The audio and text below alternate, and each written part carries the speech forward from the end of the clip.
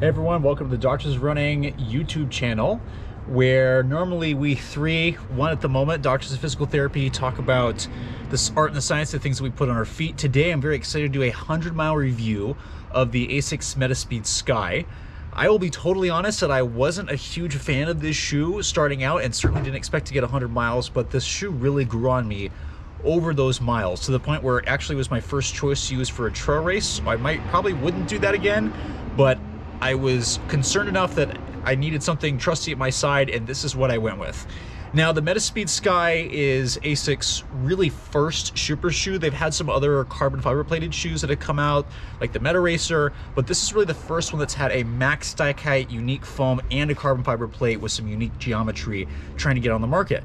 So plenty of people reviewed this. We did a review after I think I had like 40-ish miles already on this, and our initial impression, at least mine, was that yeah, it was very soft. It's 7 ounces for a men's size 9, sometimes a little bit lighter depending on the scale, but it felt heavier than that. And I think it was because of the softer cushioning in the rear foot. It firms up nicely in the forefoot. It's much more stable up higher here. So those who land farther forward typically tends to feel a little bit better. For me personally, when I get up my toes is when this shoe really starts to shine.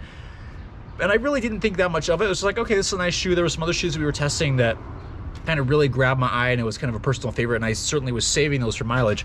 But this was a shoe that was consistent. All of a sudden, I started reaching for this for every single workout because I knew I could depend on it, and definitely this shoe shines during the last couple reps when you really open your stride up. So yeah, the cushioning, the way this is set up is really set up for people that really hit the ground pretty hard and are looking for a nice bounce. Those with a shorter stride may not like this as much. You're not going to get as much rebound because the foam and the geometry is really set up to really take this thing and get it to move. So that if those looking at shorter stride, they may like the Metaspeed's Edge, which we'll be testing here very shortly. But I was just impressed that this is probably one of the most natural feeling of these shoes that I've experienced, where when I'm cooling down in these, it doesn't make me feel like I'm cheating, which is a good or a bad thing. It just felt smooth. Warming up is a little bit rough just because trying to get my form into this, just the heel is a little bit unstable. The forefoot's really nice. It's really nice and stable. It's a great place to pop off from, but heel is a little unstable given it is a little bit narrower, but not bad. It's still intact, right? It's amazing after 100 miles that there's still any outsole left.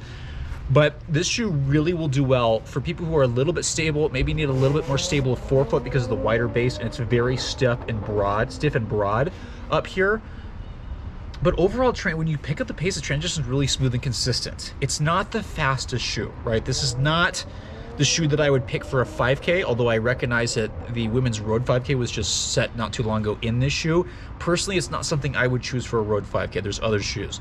This would be the consistent shoe that I would trust going for a half marathon, definitely. For people that are a little stable, this might do you well for a marathon. There's plenty of cushioning here.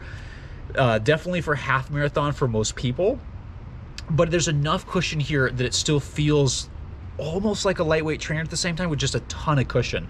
But it's a dependable shoe. That's what I like about this. And even after 100 miles, the outsole rubber here is still intact, and that includes, again, a 10-mile trail race I did in this.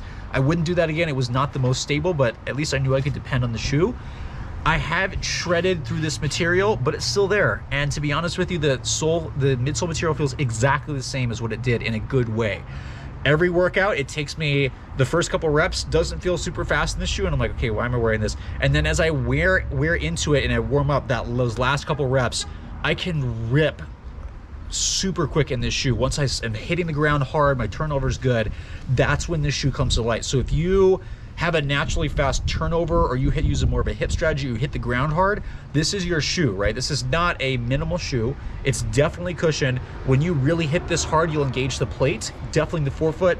Heel does bottom out a little bit just because the cushioning's so tough here. So again, if you're a heavy heel striker, you may not like this, but those people who land a little farther forward, a really solid shoe, which I tend to get a little bit more up. Sometimes when I'm running faster, I tend to be more of a heel striker, but it's just a solid shoe, and I'm just impressed with how consistent this shoe is. The upper has like no signs of wear, even though I've used it for a trail race. This is a beautiful shoe. I really like the color of this. I like the way everything's set up. So I think it's probably the most consistent one. I think the durability is probably one of the best of any of these shoes I've tried. I've had experiences with other shoes where I've shredded through the outsole, which is kind of what I do with shoes, but this is not bad for me for 100 miles. I would expect easily 300, 400, 500 miles out of a shoe like this.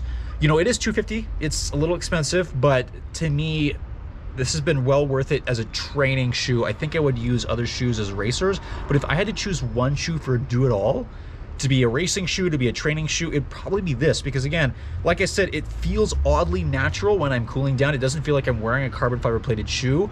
When I'm picking up the pace, it feels great. It feels really nice. It feels protective. It feels consistent. I trust this shoe, even if I have a little instability issues with the heel. And it's just a shoe that's lasted me a long time. There's plenty more miles. I just took this out for another workout pacing my fiance this morning. It felt great. It felt like I didn't have to think about my feet. It felt bouncy. The ride is bouncy. It's not as bouncy as maybe other shoes, but the more force you put into this, the more return you're gonna get. So somebody that's really light on their feet is probably not gonna utilize this shoe super well. Somebody who hits the ground really hard is gonna be able to use this shoe better. And so yeah, I really like it. The fit is good. It is a little bit snug up here, but it has opened over time. There's really not a major heel counter. It's still stable back here. It's a great shoe. I'm really impressed with what Asics is doing. I'm very excited to try the Metaspeed Edge. But yeah, it's again, this is a great racer long distance shoe. I think for most people it's going to be a longer distance shoe, like half marathon or maybe marathon for some people. It's not as aggressive as some of the other ones, but if you push it, it will definitely respond. And for me, this is well worth the money, and just the fact that I know it's going to last. That again, this is the left side. My right side, most people are going to get a lot more miles than this out of them than I will. But even the right side, which I land less hard on, it's doing great. You know, the outsole looks really good. It's handling the miles well. The midsole hasn't changed. So overall, Asics Metaspeed Sky, I'm really impressed. I think Asics is doing a great job. I'm seeing some great things. I love this heel bevel, Asics. I'd love to see this more, but really interesting shoe. And if you can try it, I would highly encourage it. I don't know if you necessarily should buy it, because again, this is going to work for a little more unique people. Some people it may not work for, but definitely try it. Get your hands on it and experience it, because there's some cool stuff coming. And I'm very excited for the Edge as well, and some of the other shoes that I've seen coming out this next year. As usual, there's shoes to be excited for. So that's the 100-mile review of the Metaspeed Sky. Shoe feels exactly the same as when I started. Outsole is doing really well for me, right? Again, remember, I ripped through shoes, so this is really good. Upper has remained consistent. It's durable. It's a road shoe. Even though I've used it on trail, it's still held up well. I haven't ripped through anything. This is a shoe that's going to last you and be consistent. This is the shoe that I reach for with any workout. I've done tempo runs, I've done long runs, I've done intervals, I've done hill repeats, I've done everything you can imagine a shoe. And like I said, it's not the absolute fastest, but it's the most consistent and the one that I trust. So shout out to Asics, good job on this. Also shout out to Arc'teryx. This Skyline shirt, this looks like a more dress shirt. I've been wearing this to clinic and while teaching. I've also run like 15 miles in this. This stuff is really comfortable. It's really expensive, but Arc'teryx, if you guys are listening, we'd love to test some of your stuff because I'm wearing it. I love it. But anyway, Asics.